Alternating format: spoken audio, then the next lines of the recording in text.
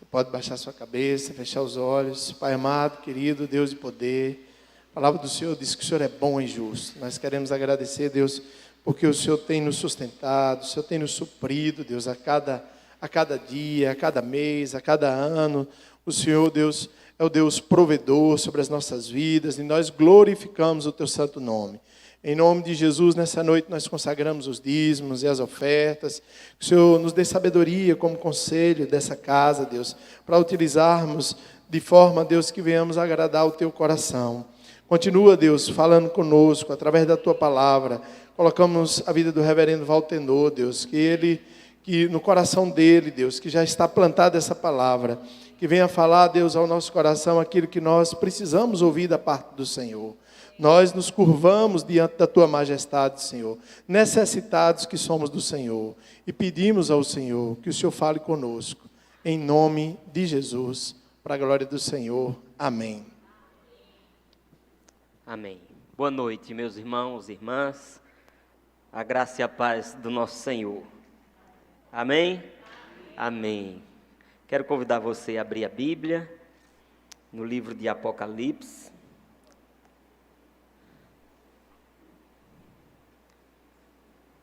Apocalipse, capítulo 2.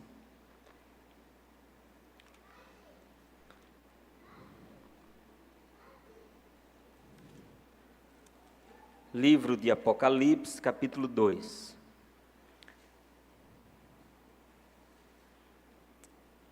Diz assim a palavra do Senhor. Ao anjo da igreja em Éfeso escreve: Estas coisas diz aquele que conserva na mão direita as 7 estrelas e que anda no meio dos 7 candeeiros de ouro. Conheço as tuas obras, tanto o teu labor como a tua perseverança, e que não podes suportar homens maus, e que puseste à prova os que a si mesmos se declaram apóstolos e não são, e os achastes mentirosos. E tens perseverança e suportaste provas por causa do meu nome, e não te deixaste esmorecer. Tenho, porém, contra ti que abandonaste o teu primeiro amor. Lembra-te, pois, de onde caíste, arrepende-te e volta à prática das primeiras obras. E se não, venho a ti e removerei do teu lugar o teu candeeiro, caso não te arrependas. Tens, contudo, a teu favor que odeias as obras dos nicolaítas, as quais eu também odeio.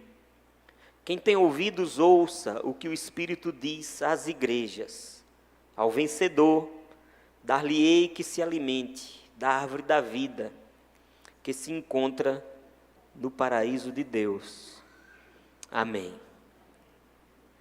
Nesses últimos dias, quase 2 semanas, a gente tem sido, de alguma forma, desafiados, estimulados, sobre um acontecimento, algo que está ocorrendo em um dos estados dos Estados Unidos, no estado de Kentucky, na Universidade Metodista de Hillsborough, alguma coisa assim.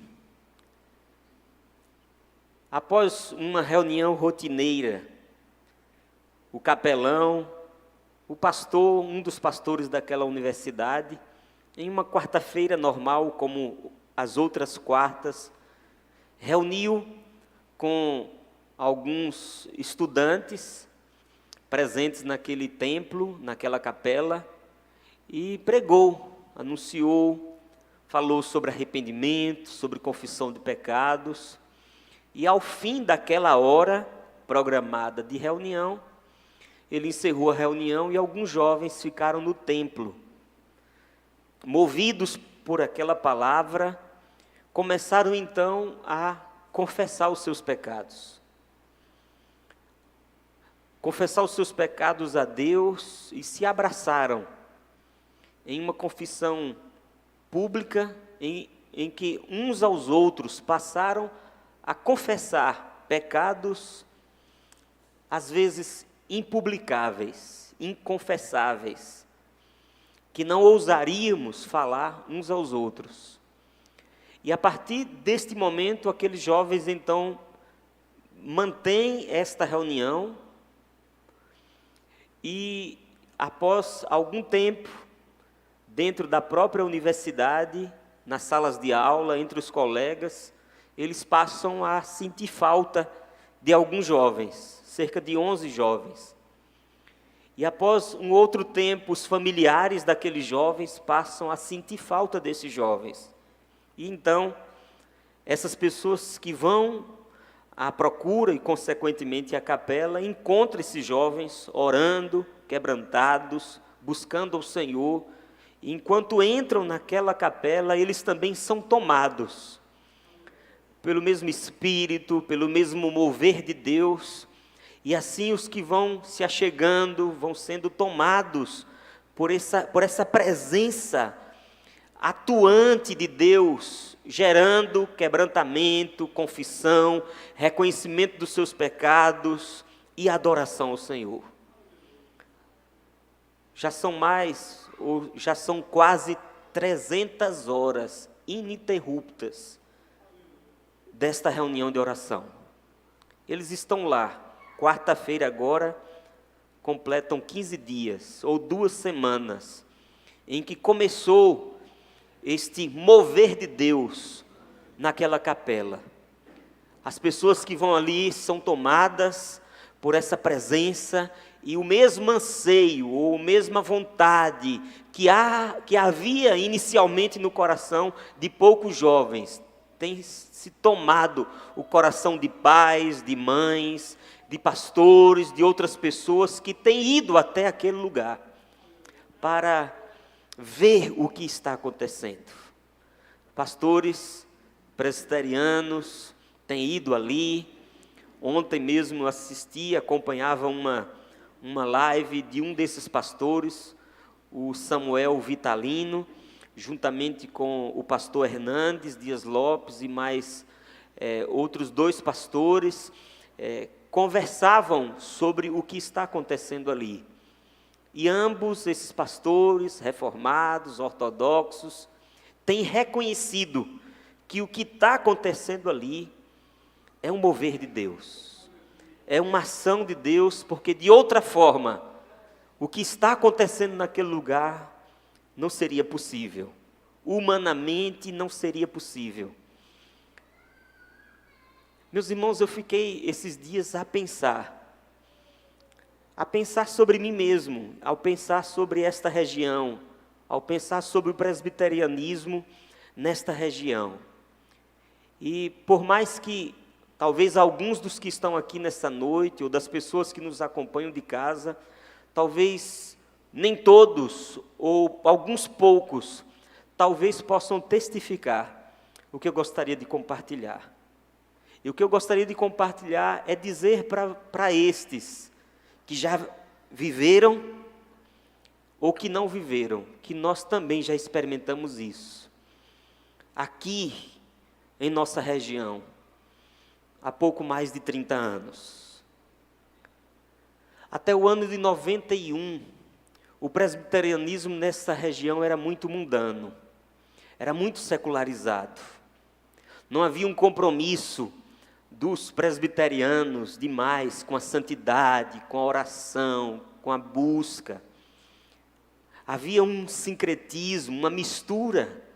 Era normal, às vezes, esses presbiterianos saírem de um culto no domingo à noite e ir para uma festa do São João. E participar como algo normal, natural, comum. Infelizmente, muitas vezes, ouvi falar que era normal, naquela geração de pastores, irem até para o acampamento. E ali no acampamento, celebrar como um carnaval, ao som de Luiz Caldas, dançarem no acampamento e viverem ali como se estivessem numa festa mundana. Entre 91 e 92, esses pastores, essa liderança, foram a um congresso.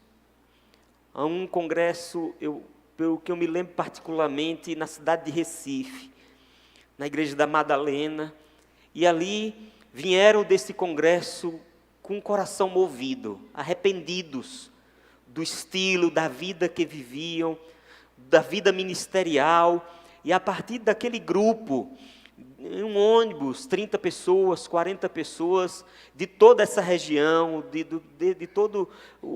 de Morro do Chapéu, a Irecê, as igrejas que constituíam naquela época, começou, a partir dali, um mover de Deus. Assim como esse mover que nós estamos testemunhando hoje, naqueles dias, pastores e igrejas começaram a experimentar um mover de Deus, um agir de Deus, um operar de Deus. E assim como é dito hoje acerca do que está acontecendo nos Estados Unidos, nós podemos dizer também hoje que o que aconteceu entre 92 e 93 não tem outra explicação, a não ser um agir de Deus, um mover de Deus. E passou a ser uma busca intensa naqueles dias pela presença do Senhor. Essas igrejas presbiterianas, as reuniões de oração passaram a ser frequentadas. Vigílias, momentos de oração, de clamor, de adoração. Os acampamentos passaram a se tornar lugares de busca, de adoração. O monte que hoje tem no acampamento passou a ser um lugar em que as pessoas desejavam estar ali para orar, para buscar o Senhor, ao descer do monte, no acampamento, nos quartos, nas barracas, nos cultos, havia um anseio, um desejo, e havia um mover poderoso de Deus no coração de cada crente, de crianças, de jovens, de adolescentes. Eu era membro da igreja de Lapão, pelo menos um adolescente da igreja de Lapão, ainda não membro, e no ano de 93, o Senhor me chamou, e a partir desse chamado do Senhor, vivendo esse contexto de efervescência, de busca, de calor, eu pude viver, experimentar, acredito eu, um pouco do que estão vivendo e experimentando ali, naquela universidade. Porque o que Deus tem produzido ali no coração daqueles jovens e das pessoas que têm ido ali, foi o que Deus produziu em uma geração, entre esses anos que eu estou falando. O que Deus produziu? Um desejo por sua presença. Um desejo por sua glória, um desejo por sua palavra, uma vontade de conhecê-lo, um desejo de estar nas reuniões, orando, buscando. Os nossos encontros em nossas casas eram encontros para orar, para ler a Bíblia, para falar de Deus. As igrejas se moviam. Se a igreja de Gameleira, ou de Conquista, ou de João Dourado, ou de Ipanema, soubesse que ia ter uma reunião de oração em Lapão, as pessoas subiam em carroceria de caminhão, vinha em um reboque de um trator, mas vinha com um anseio de estarmos juntos para buscar, para invocar o nome do Senhor. As reuniões de oração, falando particularmente, e eu acredito que nas demais igrejas desse presbitério, que na época era um presbitério só, Irecê e João Dourado, ali em Lapão eu vi quantas vezes, por quantas semanas, por quantos meses, uma sala de oração sempre com alguém presente. A sala de oração não fechava, era 24 horas por dia. Uma pessoa ia, orava, enquanto estava orando, outro chegava, outro grupo vinha. Havia sempre 2, 3, 4, 10, 15, 20, 30, nos momentos de 5 horas da tarde, de 18 horas, 50, 60 pessoas em uma reunião de oração, orando, buscando. As reuniões de oração de quarta-feira eram reuniões como em um domingo, de aniversário, lotado, buscando, adorando, invocando o nome do Senhor. Foi nesse período que Deus me converte. Aí eu quero citar o nome de alguns outros. Primeiro pelo nome da época: Netinho, Cairo, Reinaldinho e outros, que naquela época eram jovens com 17 anos, 18 anos, que o Senhor moveu moveu em nossos corações. O desejo de evangelizar, de sair à rua, de pregar a Cristo. Íamos para Canarana, íamos para Barra do Mendes, íamos para Tanquinho, íamos para as ruas pregar Jesus na praça.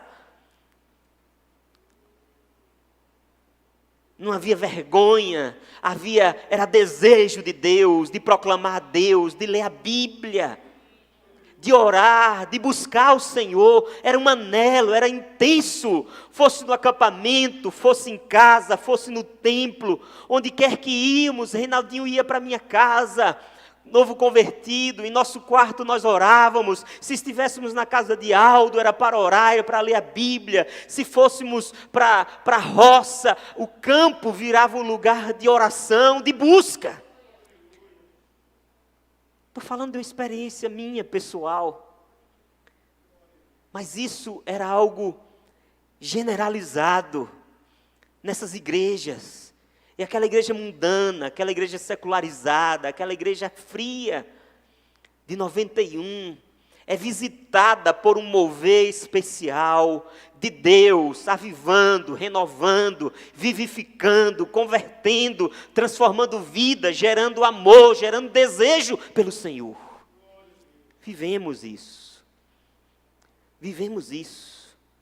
A igreja de Éfeso, que nós acabamos de ler uma carta a ela, viveu isso. Experimentou esse mover, esse agir, esse operar de Deus. Esta igreja estava na província da Ásia, uma região costeira, o que agora conhecemos como Turquia. Essas 7 igrejas mencionadas aqui no capítulo 2 e 3 de Apocalipse estão relacionadas em ordem: Éfeso, Esmirna, Pérgamo, Tiatira, Sardes, Filadélfia e Laodiceia. Estão relacionadas em ordem em que um mensageiro podia visitá-las se fosse comissionado para entregar essas cartas. Como se daqui para Xique-Xique, se ele tivesse de entregar as cartas, ele passaria por Éfeso, por Esmirna, por Pérgamo, por Tiatira, por Filadélfia, até chegar em Laodiceia. A primeira das 7 cartas é dirigida a Éfeso, porque era a cidade mais próxima da ilha de Pátimos, em relação às outras 6 igrejas. Uma viagem marítima de Pátimos a Éfeso de 100 quilômetros. A igreja de Éfeso, essa retratada e mencionada aqui no livro de Apocalipse, já havia sido pastoreada pelo apóstolo João.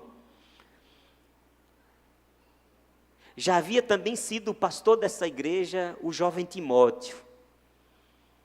O apóstolo Paulo havia implantado esta igreja, portanto, essa igreja nasceu num momento de agir, de mover, de operar do Espírito de Deus. E quando a gente olha para a carta, a gente vê o nosso Senhor olhando para esta igreja e elogiando essa igreja. Essa igreja é elogiada por Jesus. E quais os elogios que o Senhor, então, destina a essa igreja. Veja o versículo 2. Conheço as tuas obras, tanto o teu labor como a tua perseverança, que não pode suportar homens maus, e que puseste à prova os que a si mesmos se declaram apóstolos e não são, e os achaste mentirosos. Tens perseverança e suportaste provas por causa do meu nome, e não te deixaste esmorecer. Ao olhar para essa igreja, em primeiro lugar, Jesus elogia suas obras. Ele diz: eu conheço as tuas obras. Diz ele, e ao falar desse conhecimento que ele tem acerca das atividades e das obras que esta igreja operava, ele ainda acrescenta uma informação. Versículo 2, conheço as tuas obras, tanto o teu labor. A palavra labor tem um sentido literal de trabalho árduo. Era uma igreja que trabalhava arduamente. A igreja de Éfeso, portanto, era uma igreja ativa, operante. Era uma igreja ocupada no serviço do Senhor. Era uma igreja ocupada no serviço do próximo, dos seres humanos. Cada membro desta igreja estava sempre fazendo alguma coisa para Cristo e para o próximo. Por isso o Senhor, ao olhar para a igreja de Éfeso, Ele tece um elogio dizendo: eu conheço as tuas obras, o teu labor, o teu trabalho árduo. E assim o nosso Senhor, Ele elogia esta igreja dizendo, ou reconhecendo, que esta igreja não era uma igreja inativa, inoperante, preguiçosa, negligente. Pelo contrário, é uma igreja elogiada pelo Senhor, que quer encontrar na sua igreja, justamente uma igreja ativa, operante. Esses crentes da igreja de Éfeso eram solidários, cuidavam dos doentes, ensinavam os jovens, visitavam os idosos. O labor da igreja de Éfeso era famoso, porque esta igreja se mostra como uma igreja diligente. E é isso que o Senhor espera encontrar em nós. Pessoas diligentes. Por isso diz, no zelo não sejais remissos, preguiçosos, lentos. Essa igreja era uma igreja trabalhadora, servidora. Era uma igreja que tinha seus grupos pequenos, que tinha sua escola dominical, que tinha o seu ministério de louvor, que tinha o seu trabalho de assistência social, a diaconia servia uns aos outros, havia ministério de intercessão, havia, por certo, muitos trabalhos dentro desta igreja. E Jesus elogia isso. Bendito seja Deus. Mas veja a continuidade do elogio do Senhor. Conheça as tuas obras, tanto o teu labor, e aí ele diz, como a tua perseverança. Como a tua perseverança. Versículo 3, ele diz assim, e tens perseverança, e suportaste provas por causa do meu nome, e não te deixaste esmorecer. Não era só uma igreja trabalhadora, ativa, operante, era uma igreja também persistente, perseverante. Os cristãos em Éfeso tinham evidentemente sido expostos a alguma oposição.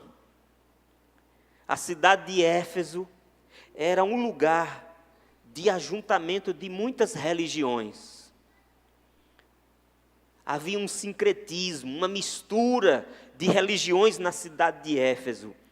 Quando a gente lê Atos capítulo 19, a gente sabe que na cidade de Éfeso havia uma profunda reverência por uma deusa chamada Diana, a grande Diana dos Efésios.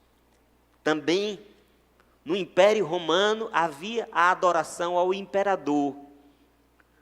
Todo ser residente no Império Romano devia culto ao imperador. E não cultuá-lo tinha suas implicações, suas penalidades, trazia o seu custo. O que a gente quer dizer com isso é que esses cristãos em Éfeso sabiam o que era ser odiados. Esses cristãos em Éfeso sabiam o que era ser desprezados em público.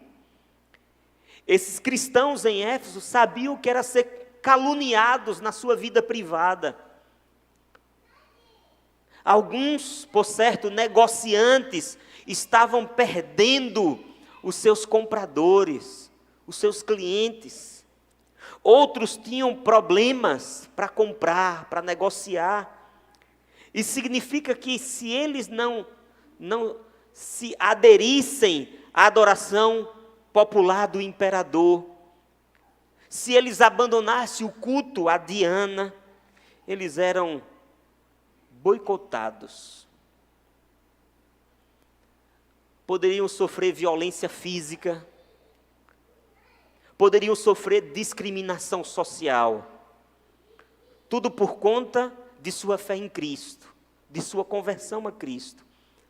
Todavia, a despeito de todo o custo, ou de toda a pena, ou de todo o sofrimento que a fé em Cristo poderia trazê-los, ou tenha levado a eles, Jesus faz um elogio. Conheço as tuas obras, o teu labor como a tua perseverança. E versículo 3, suportaste provas. Suportaste provas, dificuldades, perseguições, calúnias. Os crentes da igreja em Éfeso, por certo, sofreram por causa da sua fé em Cristo, mas eles não tinham negado a Cristo. Eles perseveraram, eles persistiram, eles não tiraram seus olhos de Jesus, eles permaneceram firmes e inabaláveis em sua fidelidade a Deus.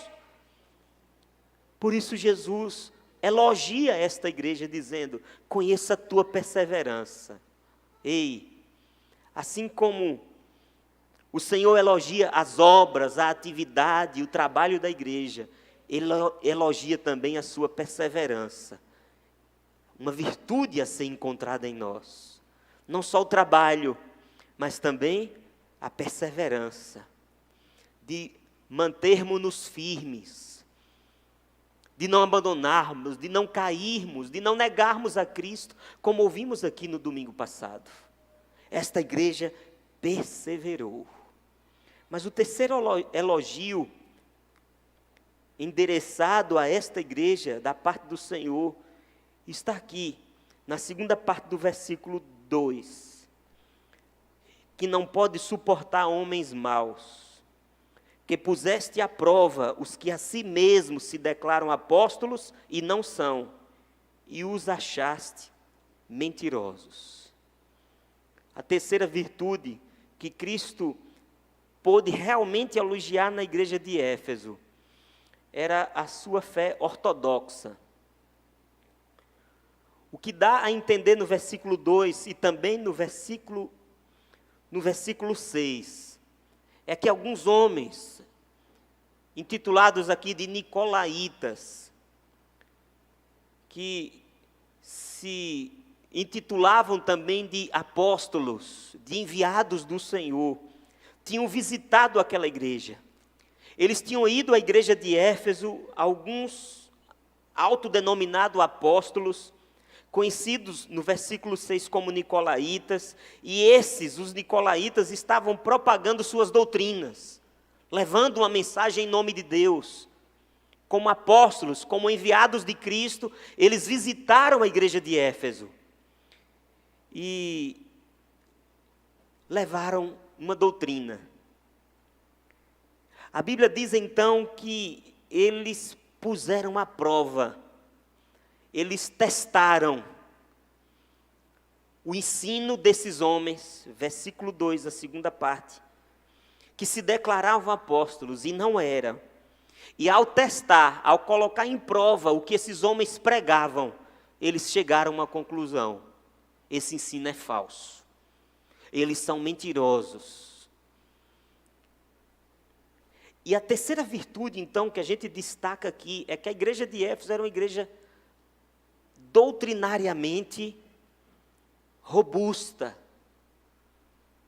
Não era uma igreja menina, não era uma igreja infantil, não era uma igreja que bebia qualquer coisa que se lhe passava em nome de Deus. Não é porque alguém aparecia na televisão, não é porque alguém aparecia falando em nome de Deus, ou porque uma música tinha uma melodia bonita, que consequentemente ela bebia. Não, ela analisava, ela peneirava, porque era uma igreja doutrinariamente correta. O versículo 2 diz que eles puseram à prova, não somente a crença dos nicolaítas ou o ensino dos nicolaítas, mas eles também puseram à prova o comportamento deles. Os efésios ouviram o ensino, ouviram a pregação, ouviram a palestra deles, examinaram criteriosamente para saber se Paulo havia ensinado aquilo, para saber se João havia ensinado aquilo, para saber se aquele era o ensino deixado por Timóteo. E ao analisarem criteriosamente, ele compararam o ensino dos apóstolos com o ensino destes que se autodeclaravam apóstolos. E em seguida, após um interrogatório, após um cuidado acerca do ensino, eles rejeitaram esse ensino. Porque era uma igreja com a doutrina correta. O versículo 6 diz que eles examinaram as obras dos nicolaítas e passaram a detestá-los. Interessante é que o próprio Senhor Jesus coloca isso como uma virtude. Versículo 6, tens contudo a teu favor, que odeias, que rejeitas, que condenas as obras dos nicolaítas, as quais eu também condeno. Essa é uma outra virtude que deve existir também na igreja. A igreja Betânia, cada um de nós, como membros do corpo de Cristo, deve entender que nós precisamos ser membros ativos, realizar a obra, fazer a vontade do Senhor, envolver no seu trabalho. Também, em segundo lugar, devemos ser um povo perseverante. Cuidado para não cair, para não negar a Cristo, mas manter a nossa perseverança, mesmo em meio às provas, à perseguição, à incompreensão, à crítica, à zombaria dos amigos ou da família ou de quem quer que seja. Manter os olhos fixos em Cristo. E nesta caminhada, nessa vida cristã, defender o ensino, fazer apologia da verdade, não abandonar as Escrituras por nada. E Jesus elogia esta igreja, que talvez aos nossos olhos, diante dessa visão geral, nós poderíamos dizer, que igreja esplêndida, que igreja formidável, essa é a igreja dos sonhos. Uma igreja modelo, em todos os aspectos. No aspecto do trabalho, ativa, conheça as tuas obras. No aspecto da sua fé, perseverante. Uma igreja que continuava servindo ao Senhor, apesar das provas e dificuldades, que não negava a Cristo, mesmo em um ambiente hostil. Ela não abandonou, não negou a Cristo. Uma igreja fiel às Escrituras, fiel ao ensino dos apóstolos, que perseverava na doutrina dos apóstolos. Seus membros estavam ocupados, seus membros eram pacientes, apesar dos sofrimentos, seus membros eram ortodoxos na sua crença. O que mais poderia ser requerido dessa igreja? Somente uma coisa estava faltando. Está aí no versículo 4. Tenho, porém, contra ti, que abandonaste o teu primeiro amor. Apesar do trabalho, da perseverança e da doutrina correta, Jesus Cristo, então, coloca de forma suave o seu dedo sobre uma ferida. E assim fazendo, ele se obriga a passar do elogio para uma censura. Conheço as tuas obras, a tua perseverança, a tua firmeza doutrinária. Porém, contudo, entretanto, eu tenho uma coisa contra ti. Apesar de todas essas virtudes, você abandonou o primeiro amor. Eu queria pensar com os irmãos sobre isso, sobre essa censura. Contra você, porém, eu tenho uma coisa: você abandonou o seu primeiro amor. Com certeza, meus irmãos e irmãs, o que Jesus está aqui, em outras palavras, dizendo é que os corações daqueles cristãos efésios ficaram frios. A igreja é a noiva de Cristo. A igreja é a noiva de Deus. E o noivo celestial, Jesus, tinha uma queixa a fazer acerca de sua noiva. que esta que um dia o amou, esta que um dia viveu um enlevo, um êxtase, uma paixão, um desejo, um anseio, uma vontade de estar na presença dele, já não vivia mais com esse mesmo anseio, com essa mesma vontade. Em um momento da vida, esta igreja havia amado verdadeiramente a Cristo, mas agora esse amor havia arrefecido, esse amor havia esfriado. Isso me faz lembrar de um texto de Jeremias, quando Deus, em Jeremias capítulo 2, ele menciona algo parecido com o que está mencionando aqui da igreja de Éfeso. Se você ler aqui na tela, você vai ver em Jeremias 2, versículo 1, o Senhor dizendo assim: a mim me veio a palavra do Senhor dizendo, versículo 2 agora, vai e clama aos ouvidos de Jerusalém, clama aos ouvidos da minha igreja, clama aos ouvidos do meu povo, assim diz o Senhor, lembro-me de ti. Eu me lembro da tua afeição quando você era jovem, do teu amor quando noiva, de como você me seguia no deserto. E aí, diante dessa analogia, aqui apresentada pelo Senhor por meio do profeta Jeremias, é como se Deus se queixasse de sua noiva, dizendo: lembro-me de ti, do primeiro momento, de você como noiva, como me amava, como me buscava, como me seguia no deserto. Do teu amor, da tua afeição quando você era jovem, do teu amor quando você era noiva, de quando me seguias no deserto. Versículo 3 diz assim: era consagrado ao Senhor, era as primícias da sua colheita. E se nós continuássemos a leitura aqui do capítulo 3, nós encontraríamos o Senhor dizendo: mas não é mais assim. Israel, Jerusalém, a igreja havia perdido o primeiro amor. Por isso, o noivo, voltando agora para Apocalipse capítulo 2, Cristo procura cortejar mais uma vez a sua noiva para que ela volte a amá-lo como um dia o amou.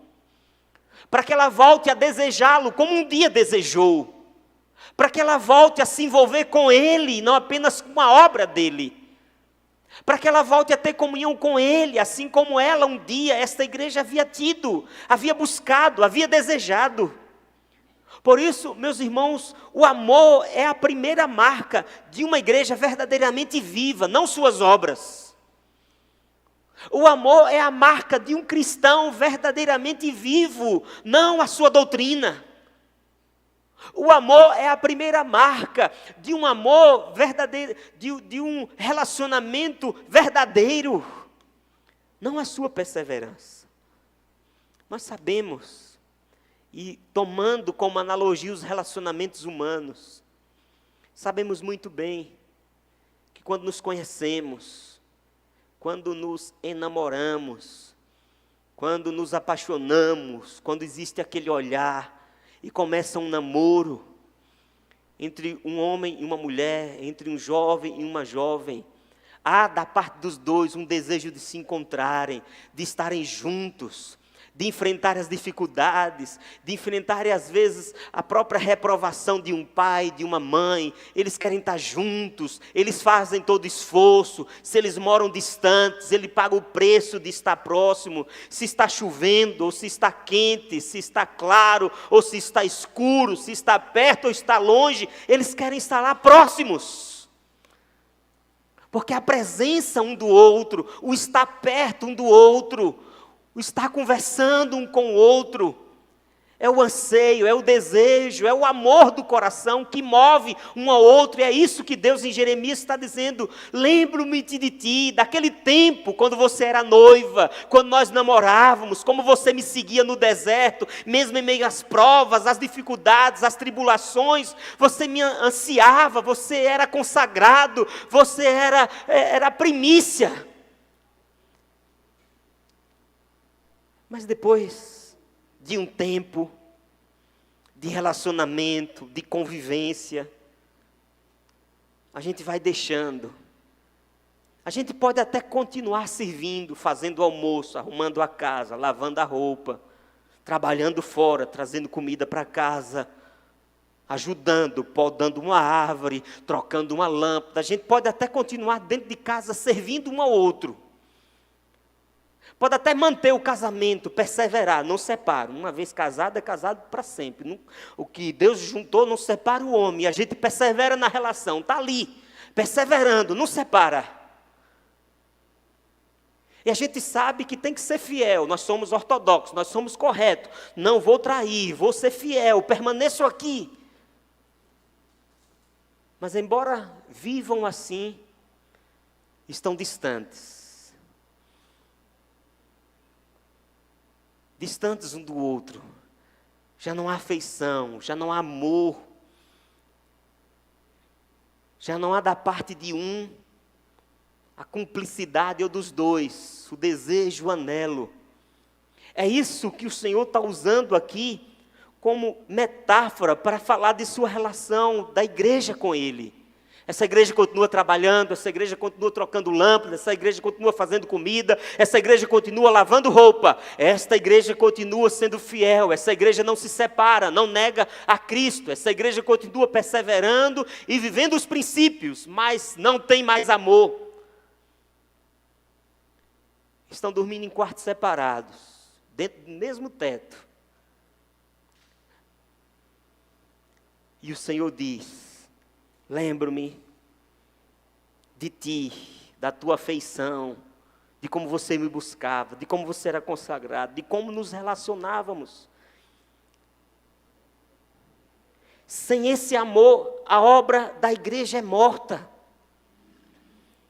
Em Éfeso, a onda da devoção, do anelo, do que está acontecendo em Esbro, do que aconteceu nas nossas igrejas na região, do anelo dos jovens, do anelo da minha alma, do anelo de nossas almas, daquele momento em que ansiávamos, que ler a Bíblia não era um peso, mas era uma alegria, era uma devoção de conhecer mais o Senhor, de ter um momento de oração no nosso quarto, era o momento mais prazeroso do dia, era o momento mais especial, de ir às casas uns dos outros, de ir a uma vigília, de ir a uma reunião de oração, de ter comunhão com o Senhor, era o maior ato de devoção, de adoração, de desejo, de anseio. Mas em Éfeso, a onda da devoção tinha se levantado. Isso pode acontecer conosco. Isso talvez esteja acontecendo com você. Isso talvez já seja uma realidade no seu relacionamento com Deus. Eu falei domingo passado que tem muitas igrejas que se desviaram, ou tem muitas pessoas que se desviaram da igreja. Mas eu falei também domingo passado que tem muitas pessoas que se desviaram na igreja. Eles estão na igreja, eles estão na reunião, eles vão aos cultos, mas já deixaram o Senhor, já abandonaram o Senhor, já não há mais o anelo. Se empenham com vigor, se foram chamados para o trabalho, para um ministério de casais, fazem o congresso, ou trabalham no ministério acolher, ou vão ao grupo pequeno, ou ensinam na escola dominical, resistem com coragem, mas não têm mais amor, examinam a mensagem dos seus mestres, avaliam o que o pastor está pregando, mas não tem mais amor em seus corações. Os efésios odiaram as palavras e atos dos nicolaítas, mas odiar o erro não é o mesmo que amar a Cristo. Não é o mesmo que amar a Cristo.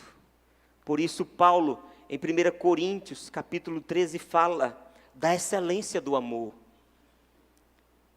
Quando a gente lê esse texto de 1 Coríntios, capítulo 13, os 3 primeiros versículos, a gente encontra o apóstolo Paulo dizendo assim: ainda que eu fale a língua dos homens e dos anjos, se não tiver amor, amor por Cristo, por sua presença, por sua glória, o amor pelo próximo, serei como bronze que soa, ou como o símbolo que retine, ou como uma lata velha que faz barulho. Ainda que eu tenha o dom de profetizar, e conheça todos os mistérios e toda a ciência, ainda que eu tenha tamanha fé, a ponto de transportar montes, se não tiver amor, nada serei. Ainda que eu distribua todos os meus bens entre os pobres, e ainda que entregue o meu próprio corpo para ser queimado, se não tiver amor, nada disso me aproveitará. É por isso que o Senhor diz: tenho porém contra ti que abandonaste o teu primeiro amor. Sabe por quê, meus amados irmãos e irmãs? Porque o propósito da morte de Cristo foi nos reconciliar com Deus. O propósito da morte de Cristo foi restabelecer entre nós e Ele esse relacionamento, esta comunhão. Por isso, se eu estou na igreja, e embora eu sirva e trabalhe, devo servir e trabalhar, e embora eu persevere e sou chamado a perseverar, e embora eu defenda a doutrina fiel e sou chamado a defendê-la, tudo isso, se estiver desprovido de um relacionamento com o Senhor, de uma devoção ao Senhor, de uma busca ao Senhor, de um amor ao Senhor, de uma devoção ao Senhor, de um desejo de estar na presença do Senhor, de ter comunhão com o meu noivo, de ter comunhão com o meu mestre, de ter comunhão com o meu Deus, de conhecê-lo mais, de estar mais próximo dele, tudo isso de nada vale. É por isso que Jesus diz: eu conheço as tuas obras, sei do teu labor e do teu trabalho, conheço a tua perseverança, que suportaste provas por causa do meu nome, sei que você rejeita o ensino falso, sei que você odeia a obra dos nicolaítas, porém, eu tenho uma coisa contra ti, que abandonaste o teu primeiro amor. E meus irmãos e irmãs, eu gostaria então diante dessa triste constatação feita pelo noivo, apontar um caminho, o caminho do avivamento, o caminho do renovo. Domingo passado nós falamos que não é bom cair, que a gente tem que vigiar para não cair. Mas se cair, a queda não é o fim. Que não é bom perder o amor, mas se perder, não é o fim. Que não é bom se desviar, se esfriar, se perder, mas em se perdendo, não é o fim. É por isso que esta carta do Senhor à igreja em Éfeso não coloca essa realidade da igreja de Éfeso como fim. Embora ela tenha abandonado o primeiro amor, o Senhor então passa a cortejá-la, passa a chamá-la, passa então a trabalhar no coração da sua noiva, para que ela volte, para que ela seja reavivada, para que o relacionamento seja aquecido, e ela volte. Por isso ele profere a essa igreja três sucintas palavras de ordem. Que palavras são estas? Apocalipse capítulo 2, voltando ao texto que nós lemos, ele diz assim, versículo 5, lembra-te, pois, de onde caíste, arrepende-te e volta à prática das primeiras obras. Ei, a primeira palavra de ordem que o Senhor dá é, lembra-te. Jesus chama a igreja a lembrar-se de sua condição anterior. Jesus me chama a lembrar-me do que eu vivi no ano 93, 94. A você lembrar do primeiro ano de sua conversão. Quando você experimentou um período de devoção mais intenso, um amor mais entregue, mais aceso. Então Jesus chama a igreja de Éfeso a lembrar-se de sua condição anterior. É como se ele dissesse: lembra-te de onde um dia você chegou, de onde você caiu, o nível em que você já esteve, a intensidade de amor que você já teve por mim, a devoção com que você já se entregou a mim.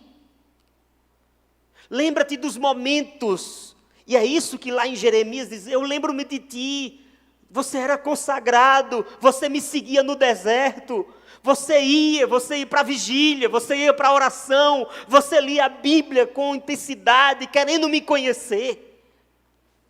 E então ele fala para a igreja de Éfeso: lembra da altura da qual você caiu. Meus irmãos, não devemos viver do passado. Nós não vivemos no passado. Há pessoas que vivem no passado. Mas lembrar dele e compará-lo com o que nós somos, com o que nós fomos, é uma experiência salutar. Lembrar do passado, lembrar do que eu vivi em 93 e comparar o que sou com o que eu fui, é uma experiência salutar. É certo que o passado, embora ele tenha sido glorioso, embora ele tenha sido cheio de Deus, embora ele tenha sido especial, o passado de glória não é garantia de bênção hoje no presente. Eu posso ter vivido experiências sobrenaturais, extraordinárias, mas se hoje eu estou longe, eu estou distante, eu estou afastado, eu estou caído, eu estou desviado dentro da igreja, isso é triste.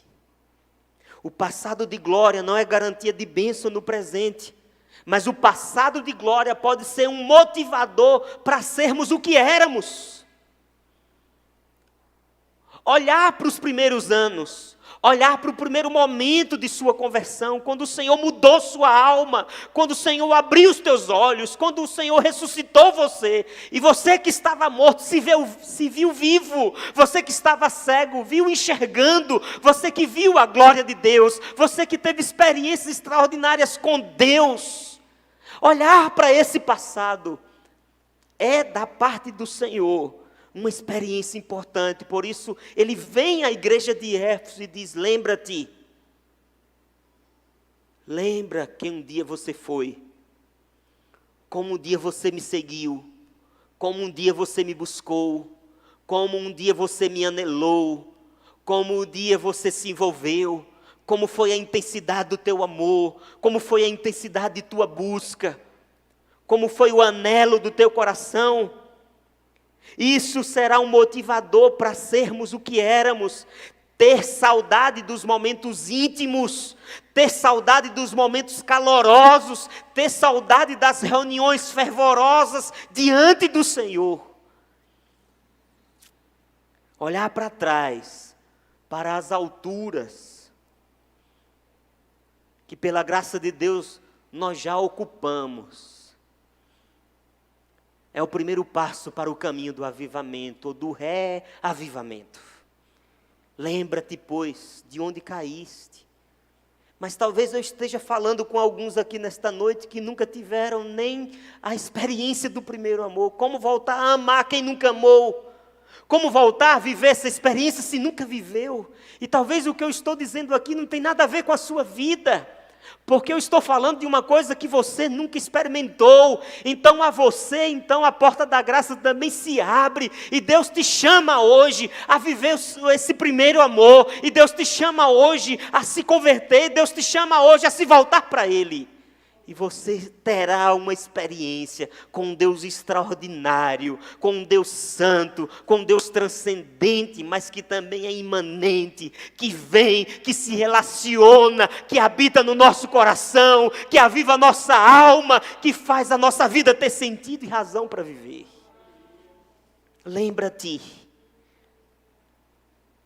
É a primeira palavra. Mas a segunda palavra do Senhor no versículo 5 é o seguinte: arrepende-te. Lembra-te de onde você caiu. Arrepende-te. Arrependimento. Em segundo lugar, a igreja em Éfeso recebe a ordem de arrepender-se. E o que é arrepender? Arrepender é mudar de direção. Arrepender é dar uma volta. Um dia, na minha comunhão com o Senhor, eu busquei, eu anelei, eu desejei, intensamente eu desejei. E isso me levou para mais perto dEle, isso me levou a ser mais íntimo dEle. E quanto mais eu buscava, mais eu queria, mais eu desejava. Por isso, onde quer que eu estivesse, eu queria era o Senhor. Mas na caminhada, em algum momento, algumas coisas foram tirando dos meus olhos dEle. E eu fui tendo um prazer aqui, e eu troquei o manancial de águas vivas, como diz Jeremias capítulo 2, por cisternas rotas e rachadas que não retêm água. Então eu passei a ter prazer em outras coisas, mesmo dentro da igreja. O que me dava prazer, o que enchia minha alma, o que tomava o meu tempo não era mais o Senhor. Talvez uma série, outra série, mais outra série.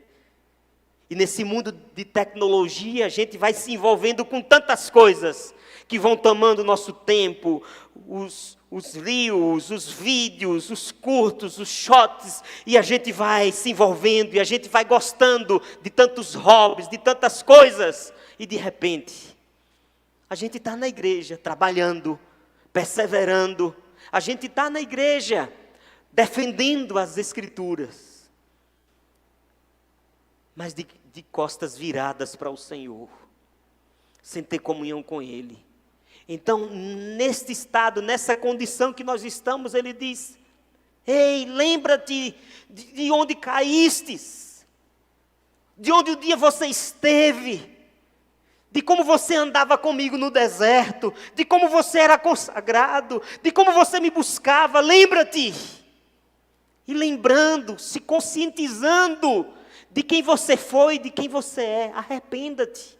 E o que é arrependimento? É se voltar de novo, é dar um giro na sua vida. Arrependa-te. Se na primeira ordem Jesus manda lembrar do que eu e você, do que nós fomos no passado, agora Ele manda rejeitar o que nós estamos sendo no presente.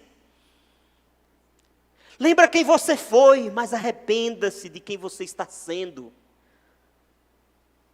De como você está gastando o seu tempo. De como você está, a quem você está se dedicando. A ordem era esta: confessem o esfriamento de seu amor, arrependam-se, renovem-se. Jesus nos chama para levantarmos, tão logo estejamos cônscios ou conscientes de nossa queda. Lembra-te de onde você caiu, e reconhecendo que caiu, que está onde não deveria estar, que essa condição que você está é uma ofensa à própria obra de Cristo, porque Ele morreu para que você fosse reconciliado com Deus. Arrependa-se. Frieza espiritual, meus irmãos, é pecado. E pecado só é abandonado com arrependimento. Pecado só é abandonado com arrependimento. Precisamos então proferir com todo o nosso coração, hoje, nessa noite, estas palavras, mas não só palavras, mas com atitudes. Eu me arrependo, Senhor. O rumo, a direção que eu dei para a minha vida nesses últimos meses, nesses últimos anos, não é a direção do Senhor para a minha vida. Eu me arrependo. eu me volto. E essa é a terceira e última palavra, dirigida pelo Senhor à igreja de Éfeso. Veja o que é que diz o versículo 5. Lembra-te, arrepende-te e volta. Volta à prática das primeiras obras. Em terceiro lugar, a igreja recebe a ordem de voltar, de retornar à condição anterior. Essa igreja que um dia subiu degraus na sua comunhão com Deus, na sua devoção, em intensidade. Em algum momento, esse amor arrefeceu, esfriou, e esse esfriamento nos levou a descer em nosso amor com Deus, e agora estamos na igreja, trabalhando, perseverando, estudando a doutrina, mas com o coração frio, longe do Senhor. Arrependa-te disso e volta, começa a subir os degraus de novo, começa a fazer as coisas que você fazia, que te levou a subir, que te levou a conhecê-lo, que te levou a amá-lo mais, a desejá-lo mais, a devotar mais o coração a Ele. Volta! Tendo abandonado o primeiro amor, a igreja deve voltar atrás, onde caiu. Precisamos recomeçar tudo de novo. E nunca mais deixar o coração se esfriar. Entregar ao Senhor como nos entregávamos no início. Buscar como buscávamos. Ansiar como ansiávamos. Você não pode esperar que o seu amor por Ele se restabeleça de forma imediata, embora Deus possa fazer isso, e incendiar o nosso coração, como em Pentecostes, enchendo o nosso coração, línguas de fogo descendo sobre a nossa alma, aquecendo o nosso coração. Embora Ele possa fazer isso imediatamente, Ele, geralmente, através dos meios de graça que Ele mesmo estabeleceu, Ele reaquece o nosso coração paulatinamente. No dia a dia.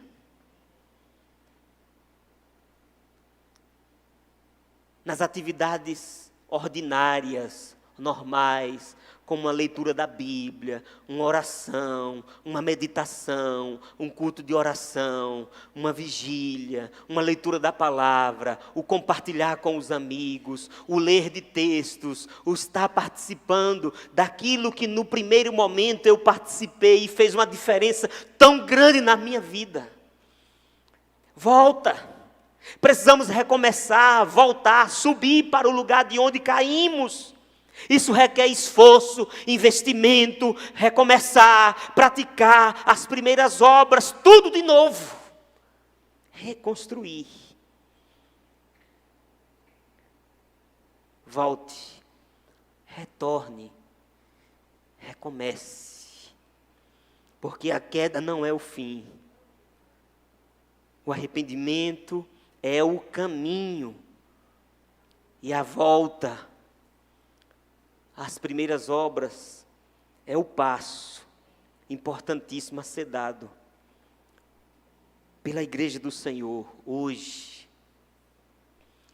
Hoje eu li uma frase do reverendo chamado Ageu Magalhães.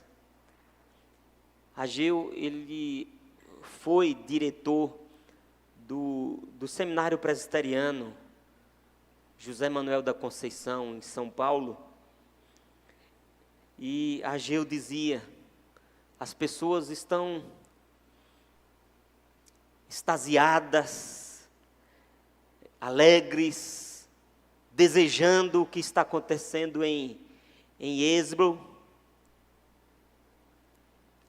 desejando estarem lá para ver, para experimentar o que está acontecendo lá.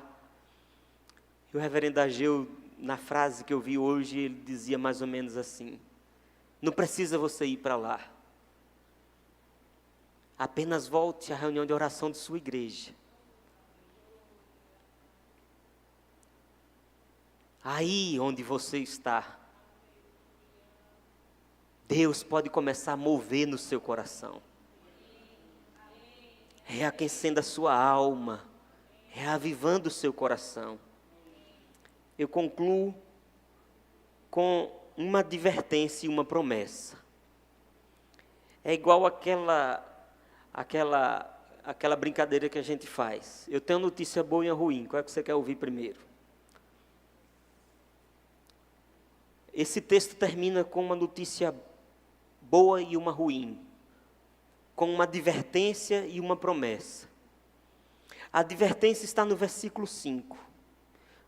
Quando, após dizer, lembra-te, arrepende-te e volta, ao final do versículo ele diz assim, se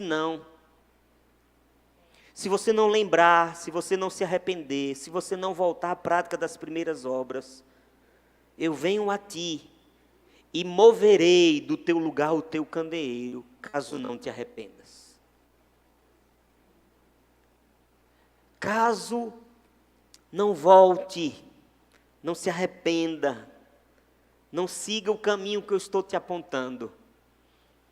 Você pode continuar fazendo as atividades, você pode continuar indo aos templos, você pode continuar dizendo que é de Jesus, você pode continuar defendendo a doutrina.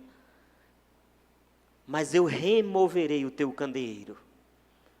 O Espírito Santo seria retirado da igreja, e aquela igreja deixaria de ser igreja. A advertência a Éfeso é perfeitamente apropriada para nós hoje. A igreja não tem luz sem amor, não tem vida sem amor. O pastor pode continuar pregando, a congregação pode continuar se reunindo, mas o candelabro será retirado. Essa é a advertência. Mas a promessa está no versículo 7, quando ele diz assim, quem tem ouvidos ouça o que o Espírito diz às igrejas. O vencedor, dar-lhe-ei que se alimente da árvore da vida, que se encontra no paraíso de Deus.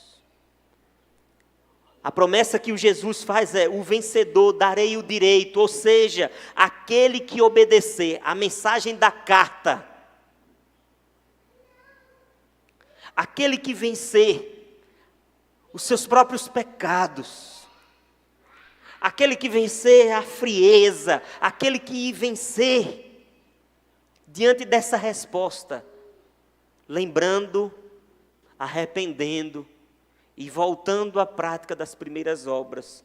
A promessa é que este vencedor, que ouviu a voz do Espírito, a recompensa do amor é mais amor.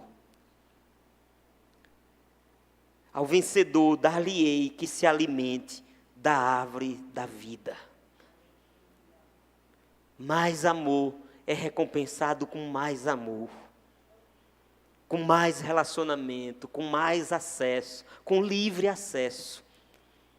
A árvore que diante da queda o Senhor colocou um anjo, um querubim, diante da porta do jardim, para que o homem não tivesse acesso ao quê? A árvore da vida. O homem que havia caído está expulso do jardim, mas agora o homem que se arrepende, a ele é dada a promessa de acesso a essa árvore da vida que se encontra no paraíso de Deus. Louvado seja o Senhor. Quero convidar você a ficar em pé para a gente orar.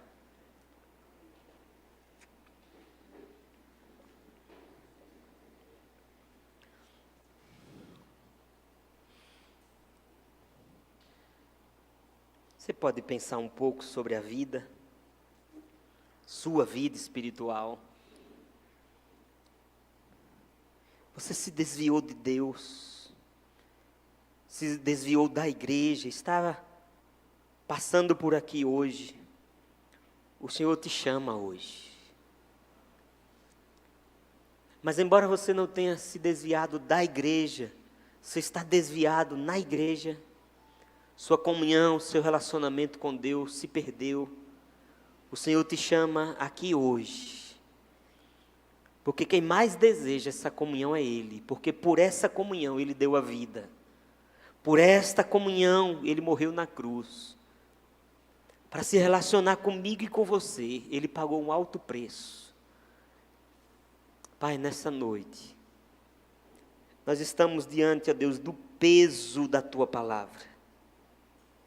Nós estamos diante, ó Deus, da seriedade, ó Deus, desse tempo.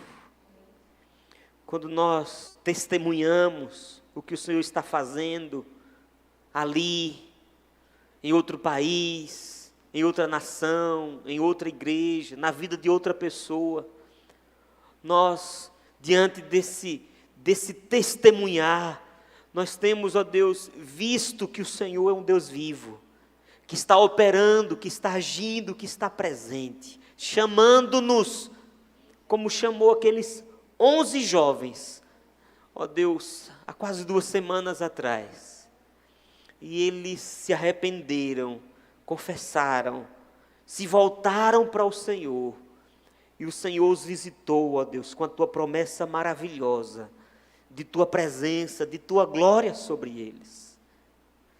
E nessa noite nós estamos aqui, e só o Senhor pode fazer isso.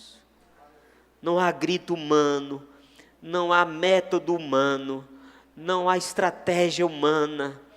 Ó Deus, nós não podemos produzir, nós não podemos, ó Deus, por nós mesmos, ó Deus, confessar publicamente. Somente uma ação do Teu Espírito Santo na nossa vida é que pode nos mudar. O Senhor já fez isso uma vez.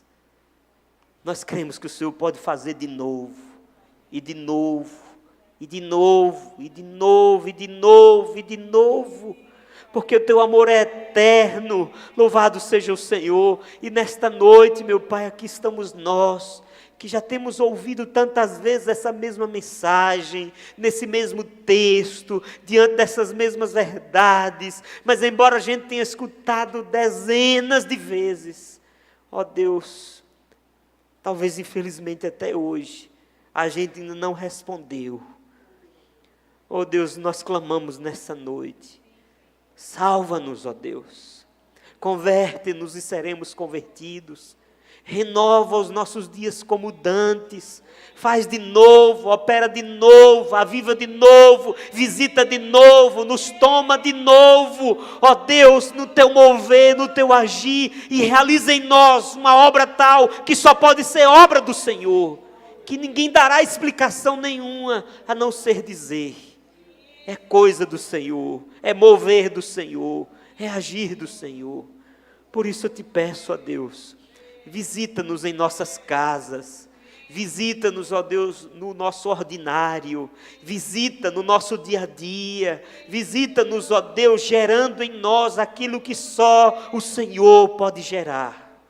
A intensidade, a devoção, o amor, o ardor, o anseio, o anelo, meu Pai, que assim como a corça suspira pelas correntes das águas, a nossa alma volte a anelar, ó Deus, pelo Senhor, pelos átrios do Senhor, de estar nas portas da casa do Senhor, ó Deus, de entrar nos átrios, no santo e no santo dos santos, e poder desfrutar de uma comunhão intensa, ó Deus, de uma comunhão verdadeira com o Senhor.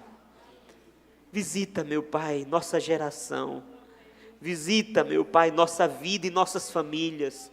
Visita nossos jovens que estão ali no acampamento, visita aqueles adolescentes, visita nossos filhos, visita, meu Pai, os homens e mulheres desta igreja, visita-nos nesses dias, ó Deus, com a visita sobrenatural, extraordinária, com a visita, meu Pai, ó Deus, que nos leve a arrepender dos nossos pecados, a confessá-los e deixá-los, e a de nos voltar de forma inteira e completa para o Senhor, em nome de Jesus, para a glória de Jesus. Amados, que o Senhor vos abençoe e vos guarde, que o Senhor faça resplandecer o rosto sobre vós, e tenha misericórdia de vós, que o Senhor sobre vós manifeste a sua luz, e vos dê a paz, o avivamento, o renovo que cada um de nós carecemos, em nome de Jesus. Senhor, obrigado por esses dias, te louvamos por tua graça e bondade, e pedimos ao Senhor, Deus, pelos que estão aqui, e pelos que estão nos acompanhando de casa, por aqueles, ó Deus, que estão viajando, ou passeando, ou por aqueles que estão no acampamento, ó Deus, pedimos que a tua boa mão esteja sobre todos. Ó Deus, oramos pelos irmãos que por alguma situação estão impedidos de estarem aqui, mas não deixam, meu Pai, de acompanhar, como nosso irmão Edmilson, como Ravena, ali em São Gabriel, que o Senhor abençoe a vida deles. Ó Deus, que a mão do Senhor continue fortalecendo seus corações, e tantos outros, ó Deus, como o irmão Valdo, a irmã Neuza, ó Deus, irmãos nossos, ó Deus, que já não estão participando de reuniões como estas públicas, mas que mantêm a fé, o amor, a devoção, o desejo pelo Senhor, que o Senhor continue fortalecendo e abençoando os que estão enfermos, os que estão acamados, os que estão fazendo algum tratamento. Deus, nós suplicamos, ó Deus, a tua graça sobre os nossos irmãos. Abençoa-nos, ó Deus, durante essa semana. Abençoa, Deus, os visitantes que vieram aqui hoje. Derrama a tua graça, meu Pai, sobre a Igreja Betânia. No próximo sábado, ó Deus, esses momentos que teremos como homens, como jovens e adolescentes e mulheres, ó Deus, cada um em suas reuniões, que seja um tempo precioso na vida de cada um. Te louvamos, ó Deus, e pedimos que o Senhor continue nos chamando à tua santa presença. Louvado seja o teu santo nome. E a tua igreja diz: amém. Deus abençoe, tenha uma boa semana, debaixo da graça do Senhor. Vá em paz. Ela um dia fugiu.